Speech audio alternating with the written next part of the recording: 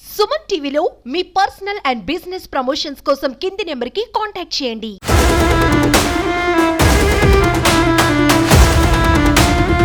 సైనైడ్తో క్షణాల్లో హత్య చేయడం వీరికి వెన్నతో పెట్టిన విద్య. వీళ్ళకి అప్పిచ్చారా? అయితే మీరు డేంజర్ జోన్లో ఉన్నట్టే. అప్పిచ్చిన వారి పట్ల అనురాగాన్ని ఒలకబోస్తారు, ఆప్యాయంగా ఆహారాన్ని అందిస్తారు. ఆ ఆప్యాయత అనురాగం వెనుక ఓ కుతంత్రం ఉంటుంది. అప్పులు ఎగ్గొట్టాలనో, బంగారు ఆభరణాలు దోచుకోవాలనో, ఆస్తులు కాజేయాలనో ఇలా ఏదో ఒక లక్ష్యంతో అంతులేని మమకారాన్ని చూపిస్తారు. వారి బుట్టలో పడితే ప్రాణాలు దక్కనట్టే. ఇలా ఒకరిద్దరు కాదు, ఏకంగా నలుగురిని హతమార్చారు.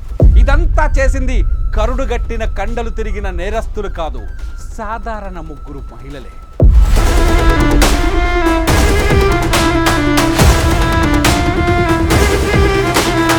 గుంటూరు జిల్లాలో సైనైడ్ కిల్లర్స్ వ్యవహారం సంచలనంగా మారింది. 2 ఏళ్లలో 4 హత్యలు, 3 హత్యాయత్నాలు చేశారు. 4 హత్యల్లోనూ ఫాలో అయింది ఒకే ఒక ప్యాటర్న్. ఆహార పదార్థాల్లో సైనైడ్ కలిపి మర్డర్ చేయడం వారి స్పెషాలిటీ. గుంటూరు జిల్లాలో ఈ ఏడాది జూన్లో జరిగిన హత్య కేసును ఛేదించే క్రమంలో మిగతా 3 హత్యలు వెలుగులోకి వచ్చాయి. ఈ ముగ్గురిలో వెంకటేశ్వరి అలియాస్ బుజ్జి మెయిన్. ఆమె తల్లి రమణమ్మ కూడా నిందితుల్లో ఒకరు. వారిద్దరికీ తోడు రజని అనే మహిళ కూడా ఉంది. ఇలా వీరు ముగ్గురు కలిసి 2022 నుంచి నేరాలు చేస్తూనే వస్తున్నారు. సైనైడ్తో చంపేస్తున్నారు. సైనైడ్ కలిపిన పదార్థం తీసుకోవడం వల్ల గుండె ఆగిపోతుంది. దాంతో అందరూ హార్ట్ అటాక్ అనుకొని కేసులు కూడా పెట్టడం లేదు. కానీ మొన్న జూన్లో ఓ మహిళను చంపారు. మృతురాలి కొడుకు కేసు పెట్టడంతో పోలీసు విచారణ చేపట్టారు. దాంతో అస్సలు నిజాలు వెలుగులోకి వచ్చాయి.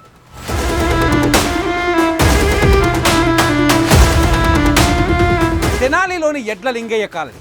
ఈ ఏడాది జూన్ నెలలో రజని అనే మహిళ ఆటోను బాడుగకు తీసుకుంది. వడ్లమూడి వద్ద నిర్మానుష ప్రాంతానికి వెళ్లాలని డ్రైవర్కు చెప్పింది. ఆటోలో రజనీతో పాటు నాగూర్బి అనే మహిళ కూడా ఎక్కింది. వీరితో పాటు వెంకటేశ్వరి అలియాస్ బుజ్జి అనే మహిళ ఆటోను ఫాలో అవుతూ బైక్పై వచ్చింది. మార్గ మధ్యలో ఆటో డ్రైవర్ చేత రజని బ్రీజర్ కొనిపించింది. రజని, నాగూర్బి, వెంకటేశ్వరి వడ్లమూడి సమీపంలోని నిర్మానుష ప్రాంతానికి చేరుకున్నారు. అక్కడ నాగూర్బికి ఇవ్వాలనుకున్న బ్రీజర్లో సైనైడ్ కల్పించారు. బ్రీజర్ తాగిన వెంటనే నాగూర్బి చనిపోయింది. ఆమె ఒంటిపై ఉన్న బంగారు ఆభరణాలు తీసుకొని 2 మహిళలు అక్కడి నుంచి వెళ్ళిపోయారు. అయితే నాగూర్బి మృతిని అనుమానాస్పద మృతిగా కేసు నమోదు చేసుకున్న పోలీసులు దర్యాప్తు మొదలుపెట్టారు. ఆటో డ్రైవర్ను విచారించగా రజని అనే మహిళ ఆటోలో వచ్చినట్టు డ్రైవర్ చెప్పాడు. దీంతో రజనిని అదుపులోకి తీసుకొని తమదైన శైలిలో విచారించగా సంచలన విషయాలు వెలుగులోకి వచ్చాయి. బంగారు ఆభరణాల కోసం నాగూర్బికి సైనైడ్ కలిపిన బ్రీజర్ తాగించినట్లు ఆ 2 మహిళలు ఒప్పుకున్నారు. దీంతో కథ పట్టబయలేంది. ఇలా తవ్వే కొద్ది వీరి నేర చరిత్ర భయంకరమైన నిజాలు బయటకు వచ్చాయి. 2022లో మార్కాపురంకు చెందిన సుబ్బలక్ష్మిని ఆమె ఆస్తి డబ్బులు, బంగారు ఆభరణాల కోసం ఇదే తరహాలో మద్యంలో సైనైడ్ కలిపి చంపారు. ఆ తర్వాత 2023లో నాగమ్మ అనే మహిళను థమ్సప్లో సైనైడ్ కలిపి హతమార్చారు. ఆమె వద్ద తీసుకున్న 20,000 రూపాయల అప్పు ఎగ్గొట్టేందుకే ఈ హత్య చేశారు. తెనాలికి చెందిన పీసు అలియాస్ మోషే అనే వ్యక్తి తరచూ భార్యను వేధిస్తున్నాడు. అతన్ని చంపేందుకు అతని భార్యతో చేతులు కలిపి 2024లో మద్యంలో సైనైడ్ కలిపారు.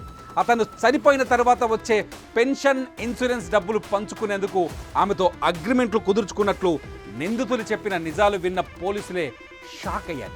అయితే ఇందులో ట్విస్ట్ ఏమిటంటే నిందితుల్లో వెంకటేశ్వరి అనే మహిళ కాంబోడియాలో నేరాలు ఎలా చేయాలో అనే దానిపై స్టడీ చేసినట్లు తెలుస్తోంది. మొత్తానికి సైనైడ్తో హత్యలు చేసి దర్జాగా తిరుగుతున్న సీరియల్ కిల్లర్లను పోలీసులు అదుపులోకి తీసుకున్నారు. అప్పిచ్చిన పాపానికి 4 ప్రాణాలను తీసిన కరుడు గట్టిన ముఠా ఇప్పుడు ఊచలు లెక్కిస్తోంది. ఇక వీరికి సైనైడ్ విక్రయిస్తున్న కృష్ణ అనే వ్యక్తిని కూడా పోలీసులు అదుపులోకి తీసుకున్నారు. నమ్మకంగా మన మధ్య ఉంటూ చిటికలో ప్రాణాలు తీస్తున్న ఇటువంటి వారి పట్ల అప్రమత్తంగా ఉండాలని ఎస్పీ సూచించారు.